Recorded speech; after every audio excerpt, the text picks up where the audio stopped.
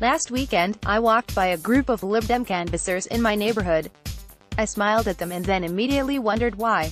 I don't have anything against Liberal Democrats, but in most past elections, I saw them as one of the other groups, competing with the one I already knew I would vote for. I smiled, I realized, because it felt safe. Instinctively, my brain now associates Lib Dems with people who don't like Brexit, which means that as an EU citizen, I'm safe with them. It goes without saying that as an EU citizen, I don't feel safe with the Tories, but I don't with Labour, either. Vote Labour signs have blossomed in my street every spring for the last 3 years. A few days ago, I passed one, and instead of the usual excitement I feel at polling time, even the past two in which, as a European, I had no vote, I sighed. Nope, I said, knowing I couldn't bring myself to support the party. Not this time. Not after all of this. Like all EU citizens I have spoken to, the Brexit result angered and saddened me. The fact that Labour, a left-wing party I wanted to support, was unable to clearly back our rights, instead ultimately supporting the Brexit bill with no amendment, was salt to the wound. Because there may not be another local or European election before Brexit happens, and EU citizens in the UK lose their right to vote. Unless we become British citizens, this poll is probably our last. This doesn't even mean I want to vote for the Lib Dems, I don't. Not after the gay sex is a sin thing, not after the coalition. They're still capitalizing on Brexit to redeem themselves in front of an electorate they know they've lost. Knowing they support my rights is nice, but that should be a prerequisite, not a party's selling point to Europeans. In France, where I'm from, you can choose not to go to the polls, or to go and cast a white ballot, a ballot for no one. Unlike in the UK, where they are considered spoiled ballots, white ballots are counted in French results, so it's different from abstaining.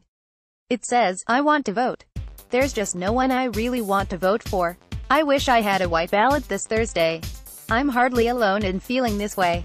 When I asked the 3 million group, which campaigns for EU citizens in the UK, if it knew of others in my situation, dozens immediately replied confirming that they, too, were feeling unable to back their usual party for Brexit-related reasons. A new hashtag has appeared on pro-EU Twitter accounts. For some, the decision to turn their backs on Labour was a difficult one to make. After the general election, I felt betrayed. Bronte Orell, 42, a Danish business owner who has lived in the UK since 1992, told me. Corbyn waited until afterwards before throwing us under the bus. While most of her friends are choosing the Lib Dems, she will vote for the Women's Equality Party. Elizabeth Husing, 52, a product manager from the Netherlands who has lived in the UK for 41 years, is socialist and Labour at heart, but this time, she too can't give the party her vote. My last vote as an EU national in the UK will be Green, she said.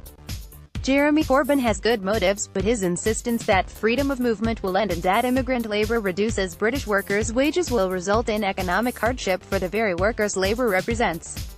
Others are equally angry at the Labour leader. I will not vote for Labour as long as Corbyn is leader. Alwyn Wederhold, 49, a physicist from the Netherlands who lives in Gloucester, told me. Labour is supporting Brexit in everything they do. Many share this idea of feeling safe with the Lib Dems when it comes to Brexit. Joko Troxa, a 41-year-old producer originally from Luxembourg who has lived in London since 2008, told me he ended up voting Lib Dem by postal vote, because, as an EU citizen, it seems unconscionable to vote Labour at this point in time. Corinne McAfee-Ashton, 49, a French woman who has lived in Derby for 25 years, will vote for the Lib Dems too.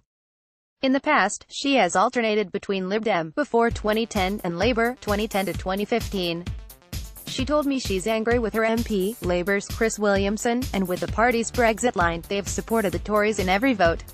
In recent decades, the left has championed immigration more than the right, but Labour's lack of a clear Brexit line has led to a growing distrust of Labour among EU citizens, almost as widespread as that of the Tories. After the Windrush scandal and the Conservatives' hostile environment, EU citizens now fear for their own situation in the UK, a few decades down the line.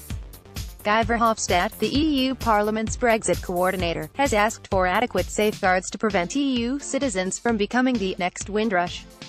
The Windrush saga has highlighted just how inhumane UK hostile immigration policy is, Fritz Dittman, 51, told me.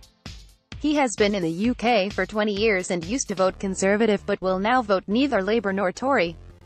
Labour's stance on Brexit is painful for EU citizens because it could have been an easy win for them, both on immigration and on opposing the Conservative government.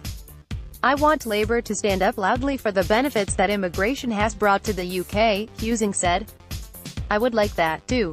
Like most EU citizens, this vote will probably be my last in the UK. On polling days, my local bakery hosts a donut election. It prepares special pastries with party logos and keeps count of how many it sells for each. In the past it has sold Remain and Leave cakes, pastries with the faces of Sadiq Khan and Zach Goldsmith, David Cameron and Ed Miliband. In the 2017 general election, I didn't have a real vote, so I went to the bakery and voted by buying 15 Labour donuts. On Thursday, Labour still may get my donut vote. But after all of this 676 days, but no real support or clear line on the issue that matters most to me and millions of Europeans in the UK, it will not get by real